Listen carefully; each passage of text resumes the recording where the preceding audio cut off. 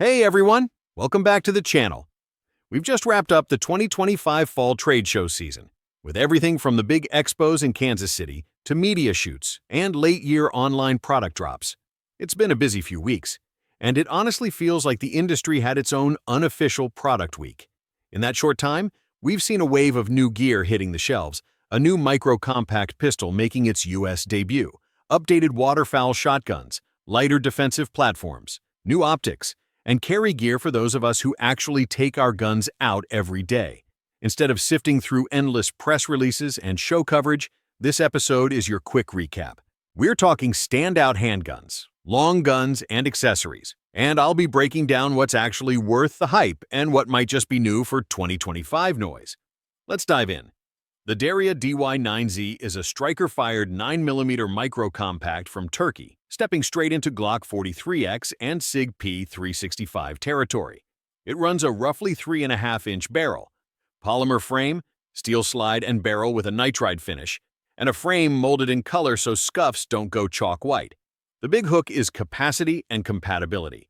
In a silhouette that lives pretty close to a 43X, the DY9Z feeds from 15-round 43X pattern magazines, takes Glock-cut sights, and uses an RMSC pattern optic cut. That means you can bolt on a shield, Holosun K-series, or similar without chasing obscure mounting plates. Inside, a dual recoil spring assembly and a roughly 5-pound striker trigger try to keep recoil and control in the manageable box. Early high-round count samples have eaten mixed ball and hollow points without drama.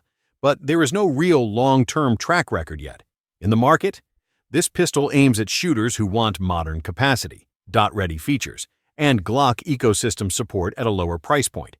The upside is obvious if it holds up. The risk is trust.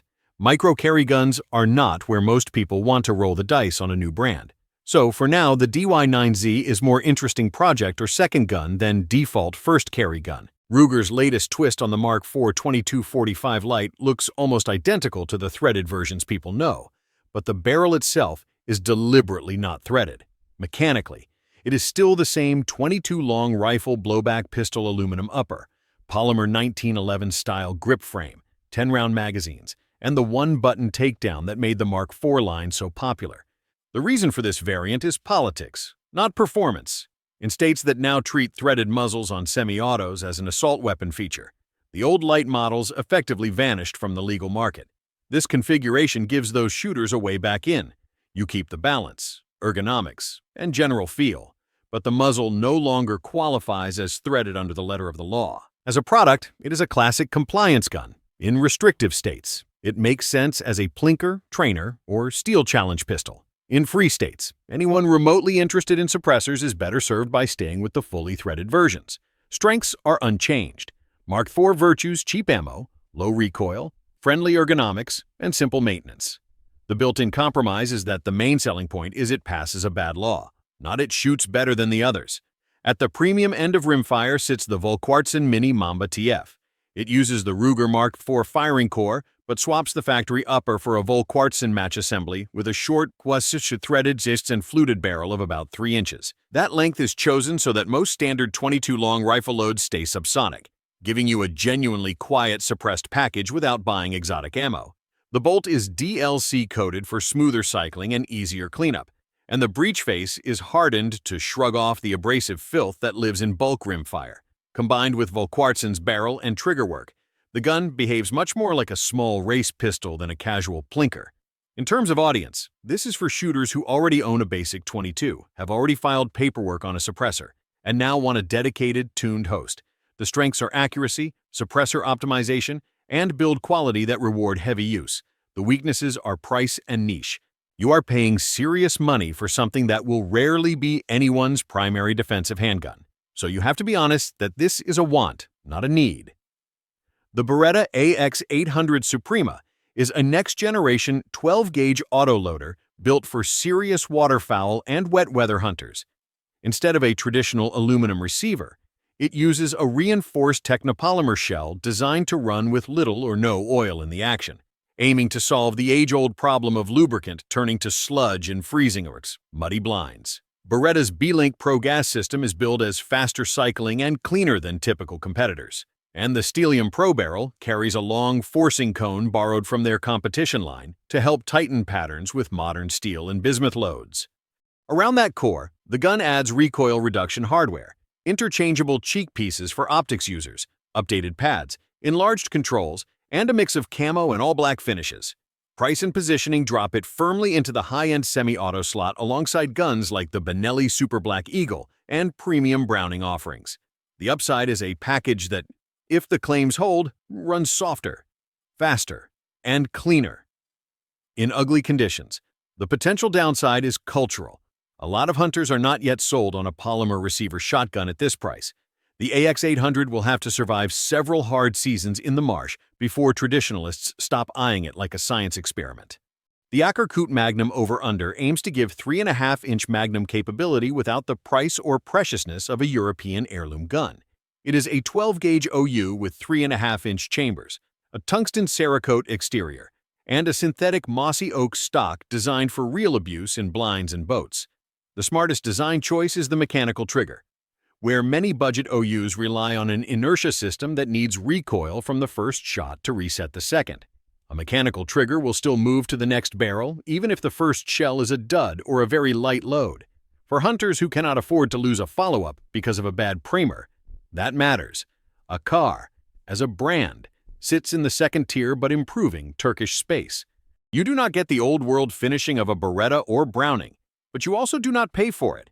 The Kut Magnum is for people who want a working 3.5-inch OU they're not afraid to scratch. Strength's Magnum capability, mechanical triggers, hard-use finishes, and approachable pricing. Weaknesses unknown long-term durability relative to big European names and limited prestige on the used market. The limited-run Smith & Wesson Model 20 brings back an N-frame 357 Magnum built to evoke the early 38-44 heavy-duty era. It wears a 6-inch barrel, fixed rear groove, half-moon front sight, and classic N-frame lines with handsome wood stocks. Internally, Smith chose forged hammer and trigger parts rather than the MIM internals common in its mass-market guns. Only a small batch is being produced, so this is clearly aimed at collectors and enthusiasts who like big-frame Magnum revolvers.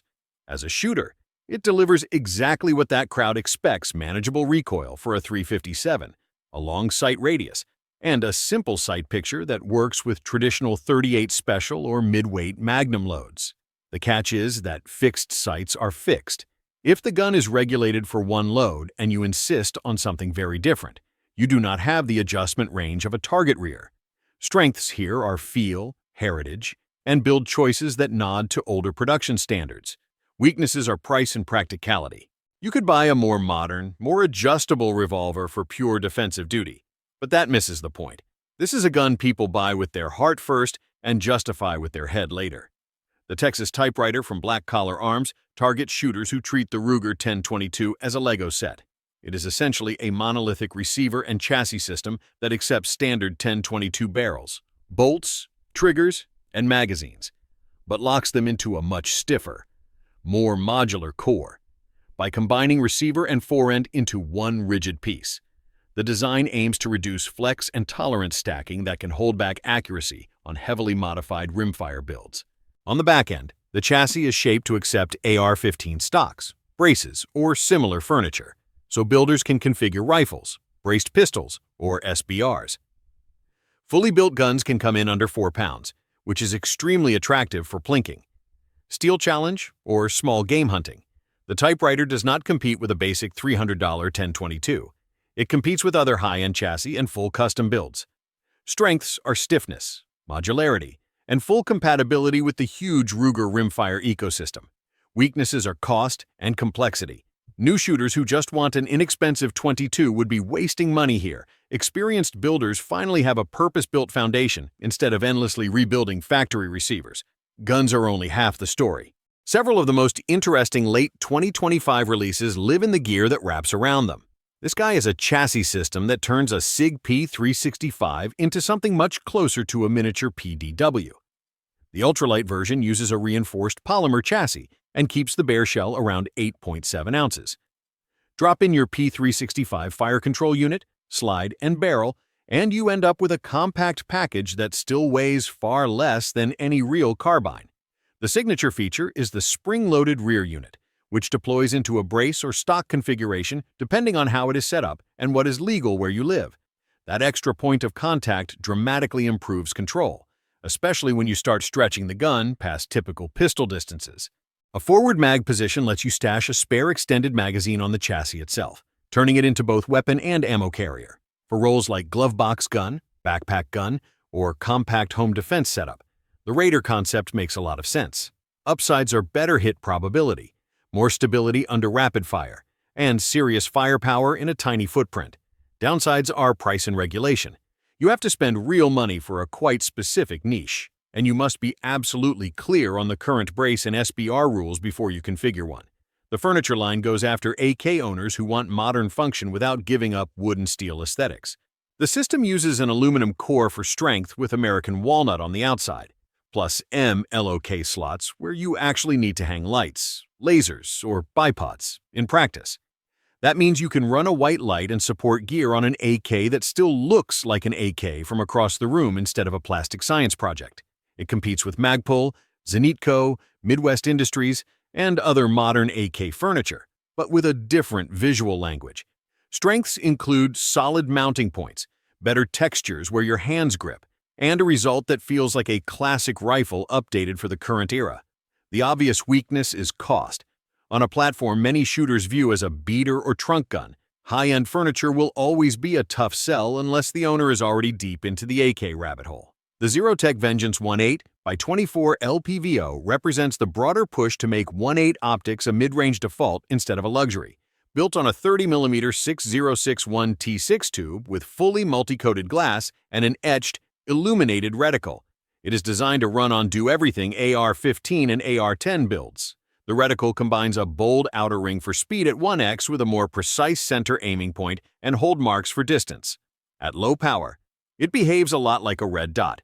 At 8x, it lets you make reasonable holds out, to typical 5.56 or 3.08 distances in the 300 to 500 yard window. Zerotech's pitch is value more magnification and features than older 1.4 offerings at a price well below top-tier European or American glass. The strengths are versatility and pricing. The big question mark is durability and tracking, because as a newer brand, they do not yet have the same reputation as Vortex or Leupold. Early adopters will be watching how well these scopes hold zero track and survive higher recoiling rigs. The Vert's Gamut 3.0 series refreshes one of the better-known concealed carry backpacks. The outside still looks like a normal day pack, but the inside has been reworked with deeper concealed compartments, a more forgiving layout for different holster inserts, and a repositionable rapid access pull tab. Vert's also added internal hooks so the pack does not blow completely open when you rip for a draw. Only the section you need moves, which keeps the rest of your contents discreet and under control. Multiple sizes cover everything from daily commute to travel day carry, all with the same gray man styling that avoids obvious tactical cues. This line is built for people who cannot carry on the belt full-time but still want a gun close by. It competes with off-body solutions from 511, Haley Strategic, and others, but leans hard into looking boring in the best way. Strengths are smart organization, good construction, and real concealment. The permanent caveat is that off-body carry demands discipline and practice. If you do not train with the pack and control it as it matters, the clever design will not save you. All right, that's the rundown on this late 2025 launch wave. If one of these guns or pieces of gear fits your world, tell me what you want a full review on next. Hit like, get subscribed, stay safe, train hard, and I'll see you in the next one. Real soon. Folks,